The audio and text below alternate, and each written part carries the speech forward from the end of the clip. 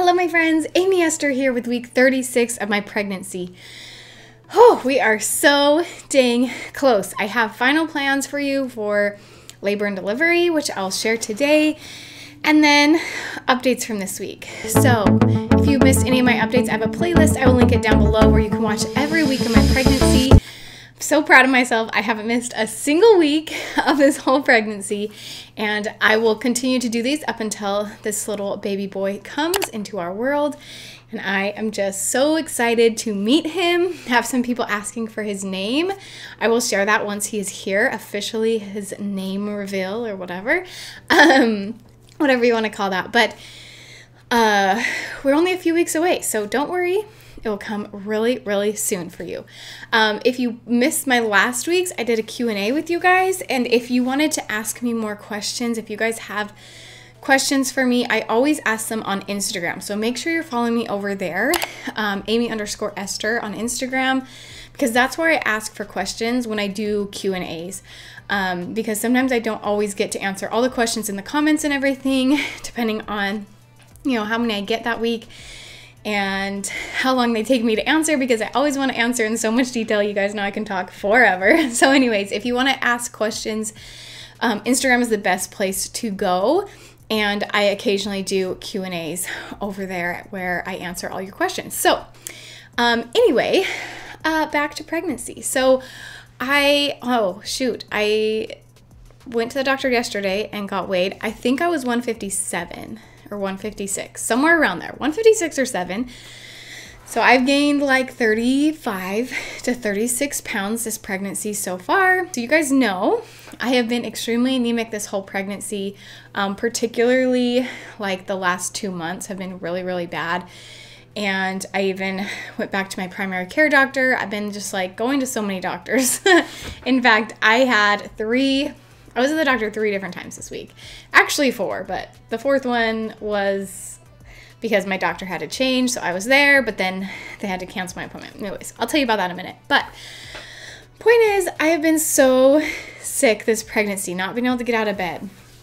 And I started to get iron shots and B12 shots about 2 months ago. And I know I'm like so out of breath, so sorry if you can't hear me, if I'm like breathing really loud. I feel like I'm so out of breath. But anyway, now I forgot what I was saying. Brain fog, pregnancy brain is here. Don't remember what we were talking about. Anemia. Okay, anemia. I took B12 and iron for about 2 months. Okay, I took iron my whole pregnancy, but I started getting iron shots about 2 months ago. And this week is the first week where I had multiple days in a row where I felt back to my normal self. Now, you guys know that my normal self still has lots of fatigue, lots of pain. I still deal with several chronic illnesses. If you don't know that, then head over to my channel. My whole channel is about chronic illness. That's why I'm making this video. It's pregnancy with chronic illness. So I have a lot of chronic illnesses. So I still have a lot of fatigue. I still have a lot of pain, but I felt back to my normal fatigue and pain / being 9 months pregnant. That kind of feeling versus my anemia where I was literally in bed all day. Like I could do nothing. And no matter what I did, nothing made me feel better. But I think it's because my B12 is finally, and my iron are finally getting up in my system. My doctor said B12 particularly takes usually about 2 months.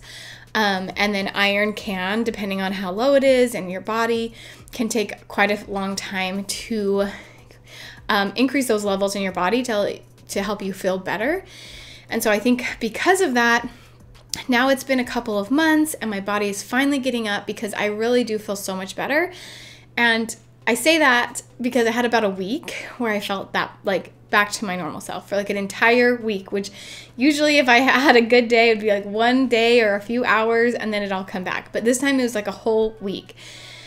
And then yesterday, midday, funny enough, I was recording a vlog for you and I was feeling so good in the morning and then it all came back. And today, same thing. I wouldn't say it's as bad as it was a couple weeks ago, but today and yesterday, I just feel pretty terrible again. And it could just be a flare-up of my normal stuff, my normal chronic illnesses, or it could be that it went a little bit longer without an iron shot because we'll talk about that in a minute, but I did get my iron shot yesterday.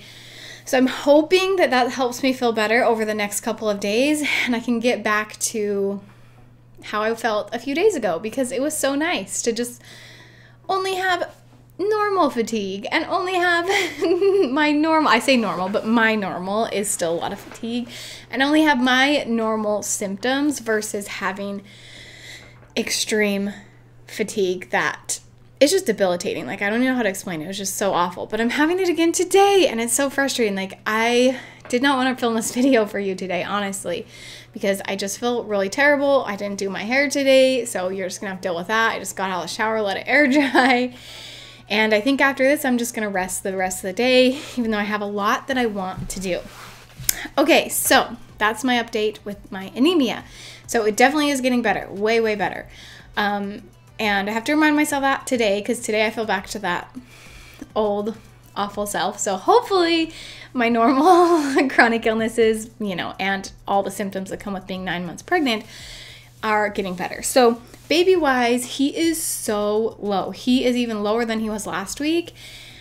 And it's super weird. Like, I can see it in the mirror now. Like, my belly just looks low. You can probably see it in my belly shot this week that he's just so much lower. And I actually wondered if I was dilated at all, but I went to my doctor yesterday and I am not. I am only dilated to a 1. But in a way, that's kind of a relief to me. A few weeks ago, I was in that point where you're like so close but so far away. I feel like that, like 30 to 35 weeks, that's how it feels. You're like so close but so far away. You just want him to be here. You want him to come early. And now I'm to the point where I only have, like, from today when I'm filming this video, I only have 2.5 weeks until my induction date, which we will talk about in just a second.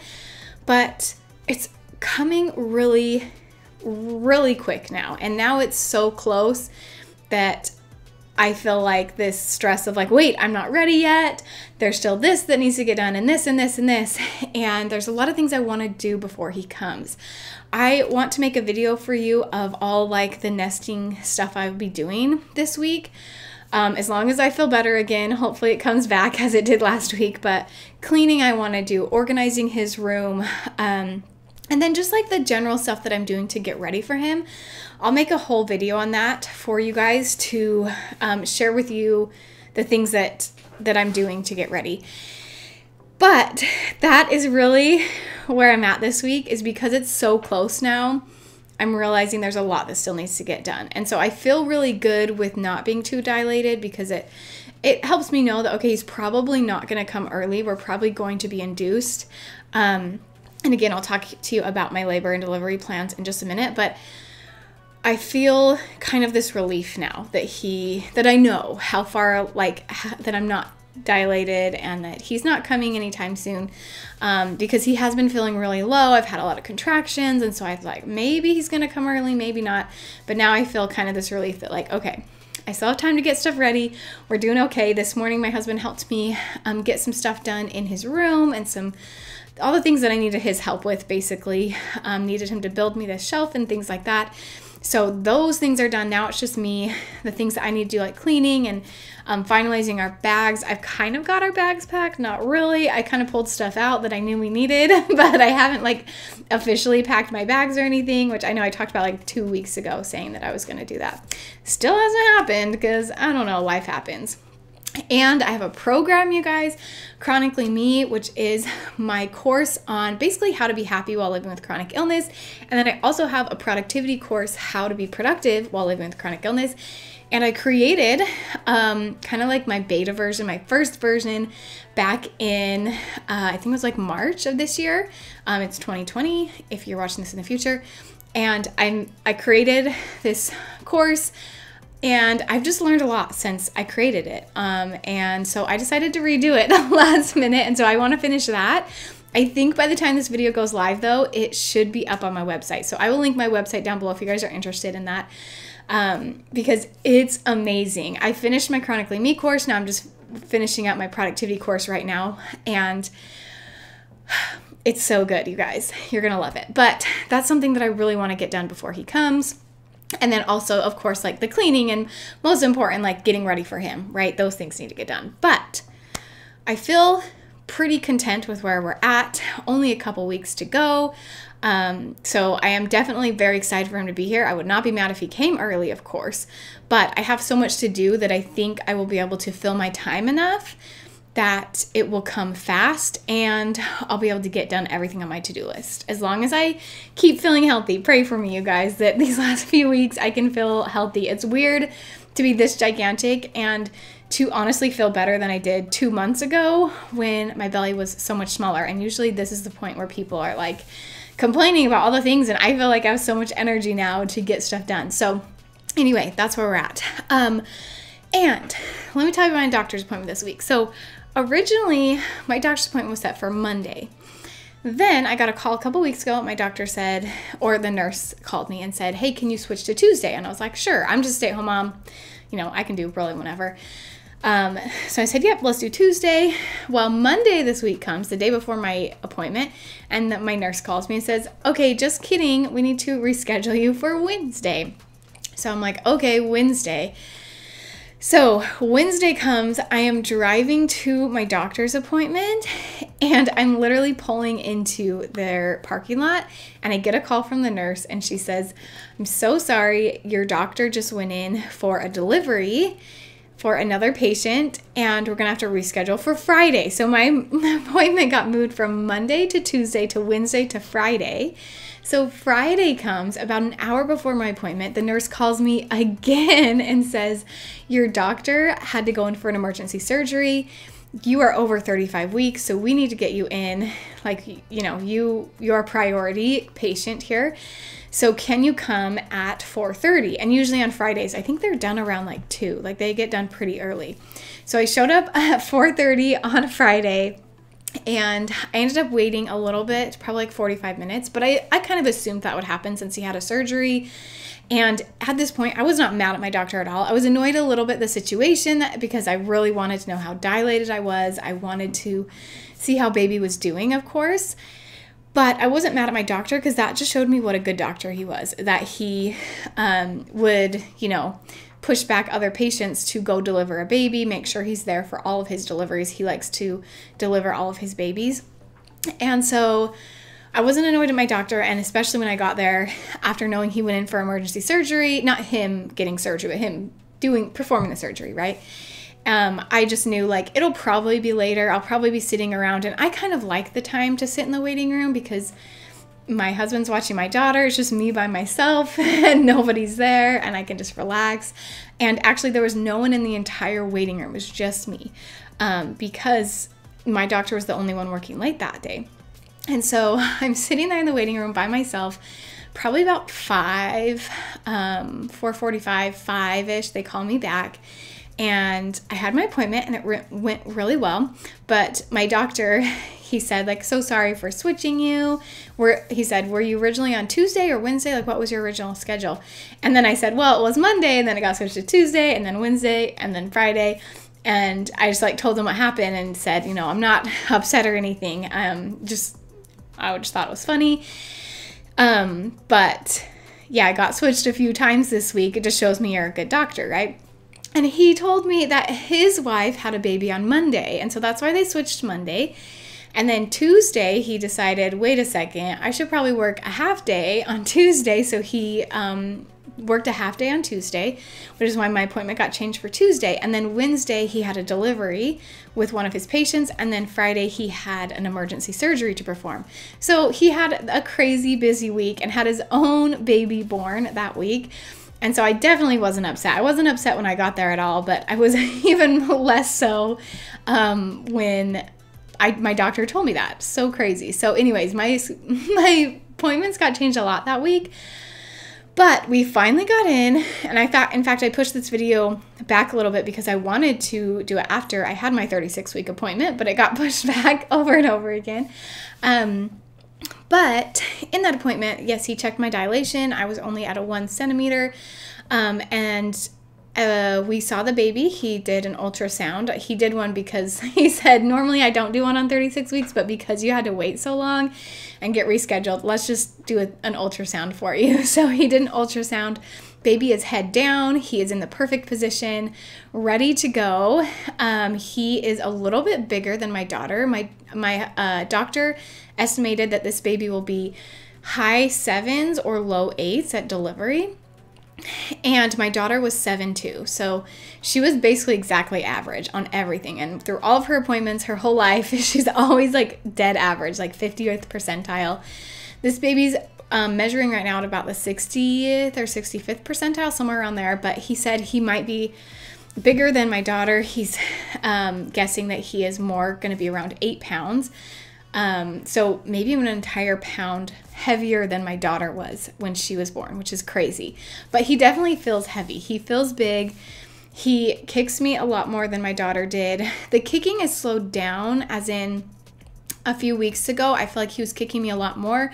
He still kicks me consistently where I know he's healthy and good, but I think he's getting so big that there's just like not as much room in there to move around. So the kicks aren't as like fast and jabby. It's more just like random movements, if that makes sense. And I think it's just because he's getting so squished in there. And I want to share with you my official labor and delivery plans, which we made this week. In fact, they are set at the hospital and scheduled. Everything's ready to go. So the reason that we're doing what we're doing is because 5 days before my baby's due date, I turned 26. And if you don't know anything about insurance, at 26 years old, you are no longer allowed to be on your parents' insurance. So right now I'm double covered. I'm on my parents' insurance and I'm on my husband's insurance. So I am double covered for everything, which is really nice. However, when I turn 26, I will no longer be double covered. And since I will be 39 weeks, 2 days before my birthday, my doctor said he would induce me 2 days before my birthday so that I will be double covered while I'm in the hospital, which is really good. That will save us a lot of money. I also really wanted to be induced because I had a really good experience with last time. As I said, I have several chronic illnesses, and I was induced with my daughter also at 39 weeks. And because I have so many chronic illnesses, it can be kind of scary and unknown when you go into labor and you're delivering a baby, because especially for me, I have issues with my heart rate and my like hydration and all of that stuff. And to be in a hospital from the time labor starts until I deliver that baby makes me feel so much more calm. I had a lot of people ask me if I'm nervous for labor and delivery with all my chronic illnesses, and no, especially if I am induced. I'm not nervous at all. I have given birth before, so I think that helps for one, but being induced, I just know that I will be in the right hands, right? If anything goes wrong, I'm already there at the hospital. There's doctors and nurses there 24/7 to watch over me, and that is a really comforting feeling. It's really comforting to know. So I definitely feel a lot of confidence going into this, and having an induction plan. It's just, I feel like it's the best way to go when you have a chronic illness. And I had a really good experience before. I had no issues with the drugs. And I definitely got an epidural last time, definitely doing it this time. But I've had a really good experience with induction. So that's kind of our plan right now. I am only dilated to a 1. And so right now, the hospital has us scheduled for the night before, at 7 p.m. coming into the hospital to get on, I think it's called Cervidil. I did it with my daughter as well because I wasn't dilated enough. Basically what that does is preps the cervix for labor. It kind of gets it ready so that when you are in active labor and you've had Pitocin and you've started your induction, that your body is definitely ready to go, even if you're not dilated enough. It helps you dilate a little bit more and just gets things ready. So that'll be the night before, and then the next morning I will get the actual induction, the Pitocin that starts my labor. And that's what I did with my daughter. it went really well, and so that's the plan for this time as well. We, of course, will check my dilation. I actually have an appointment the morning of with my doctor, and so he'll check my dilation there. If I'm still at a 1, then we'll still plan on going in that night. If I, for some reason, do get more dilated before then, they will just have me come in the next morning. I wouldn't count on it just because it didn't happen with my daughter, and I feel like from what I've heard of most people, that their labor and deliveries were similar with both babies. Usually the second one just goes faster. That's what I've heard from most people. And I assume healing will be easier this time. I'm hoping. I did not have a hard labor and delivery. I did not have a hard healing process.